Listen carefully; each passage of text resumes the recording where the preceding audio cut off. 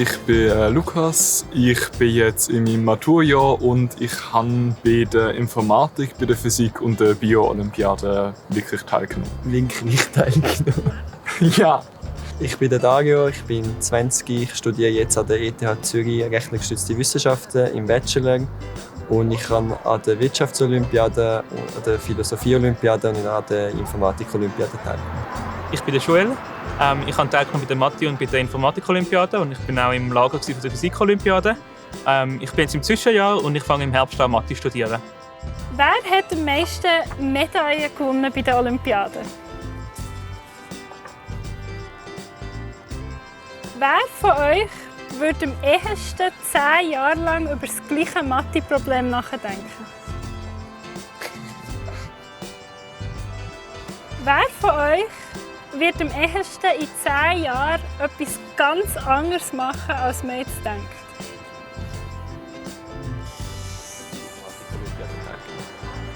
Ist das der? Okay.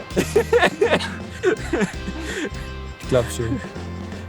Wer von euch wird am ehesten Universitätsprofessor?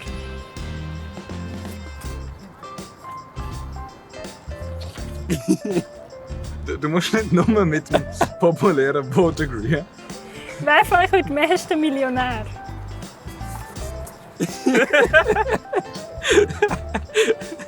Wer kann am besten Sachen erklären? Ich kann es mal beantworten. Haben wir agreed miteinander? Nein, überhaupt nicht. Könnt ihr mal erzählen, wie ihr euch kennengelernt habt und wie eure Freundschaft angefangen hat?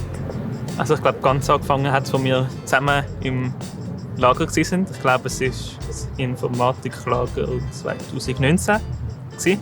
Wie seid ihr seither so in Kontakt geblieben? Also, habt ihr irgendwie regelmässig etwas zusammen unternommen oder einfach endlose Gruppenchats gehabt? Oder wie muss man das vorstellen? Ich glaube, das mit den Gruppenchats kommt schon ein bisschen an. Es gibt ganz viele Gruppenchats so von Alumni-Events und so Sachen. Und wir haben uns auch immer wieder gesehen bei so, bei so Anlässen. Und ja, so sind wir eigentlich immer miteinander vernetzt geblieben. Also. Wenn ihr jetzt Leute, die euer Fach oder eure Fächer nicht so kennen, zum Beispiel vielleicht Familie oder sonst Kollegen, wie erklärt ihr denen, mit was ihr euch da so beschäftigt und in was ihr da Medaillen gewinnt? Also ich glaube, sehr viele haben noch das Bild bei Informatik von so Tech-Support oder so etwas vor sich. Oder, keine Ahnung. Ich sage meistens einfach, ich frage meistens, ob sie sich schon mal überlegt haben, wie Google Maps den kürzesten Pfad findet, von einem Ort zum anderen. Und dann sage ich, ja, hinter dem steckt ein Algorithmus. Und Algorithmen sind das, mit dem wir uns eigentlich bei der Informatik-Olympiade befassen. Das ist eigentlich, du musst dem Computer irgendwie sagen, wie er die Sachen ausrechnet, die du willst, dass er ausrechnet. Und wie du das machst, dass der Computer schnell ist und gut ist. Das ist das, was wir in Informatik machen. Ja, ich denke, für Wirtschaft ist, ich finde es faszinierend, wie ganz viele Leute das eigentlich gerne nicht interessiert. Und wenn du ihnen irgendwas sagst von Aktienmarkt, Finanzanlagen, dann sind die so komplett, was, du bist jetzt auch so ein Finanzhai. Und ich finde, es ist extrem wichtig, dass man sich einfach Gedanken macht für später, wie man will, was man mit 60 machen will, wie man das bewerkstelligen will. Einfach so passiert es nicht. Joel, kannst du über Lukas und über Dario je etwas sagen, was sie besonders gut können, deiner Meinung nach? Wieso muss ich anfangen? Er findet nicht. Offensiv. Danke vielmals. Also, ich würde sagen, der Dario hat am meisten Erfahrung von uns wahrscheinlich vom Anführungszeichen echten Leben. Von uns drei. Weil ich habe das Gefühl, ich und der Lukas sind beide so ein bisschen momentan so ein bisschen, wir machen sehr gerne unsere Mathe und sehr gerne unsere Informatik. Aber zum Beispiel so, vielleicht so was vielleicht auch nachher später so Business-Sachen angeht und wenn du mal irgendwo vielleicht auch ein Start-up machen willst oder so etwas, ich meine, da brauchst du immer noch ein bisschen andere Aspekte. Das Gefühl, das ist etwas, das kann er mit Abstand am besten. Das ist der Lukas. Ich habe das Gefühl, der Lukas hat eine recht gute Fähigkeit. Wenn er etwas machen will, dann bleibt er dran. wenn er etwas findet, das ihn interessiert und dann gerne macht, dann hat er auch oftmals Durchhaltevermögen, das durchzusetzen, auch wenn es vielleicht zum Teil mal ein bisschen mühsamer oder schwieriger wird.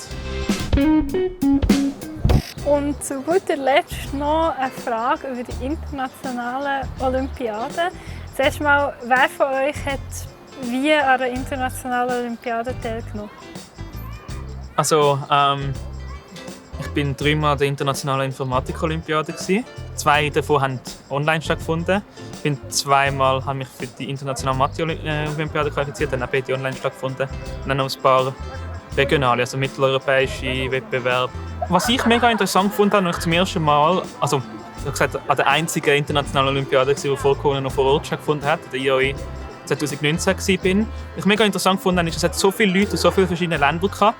Und die haben auch so viele verschiedene Kulturen und so viele verschiedene Ansichten mitgebracht. Und ich habe es mega interessant gefunden, mit all diesen verschiedenen Leuten zu reden, auch internationale Freundschaften zu knüpfen. Und mit gewissen Leuten treffe ich mich immer noch ab und zu, mache mal zusammen, also gehe sie mal besuchen in den Ferien und so Sachen. Und ich habe das einfach mega interessant gefunden, einfach halt all die verschiedenen Leute zu sehen von verschiedenen Orten.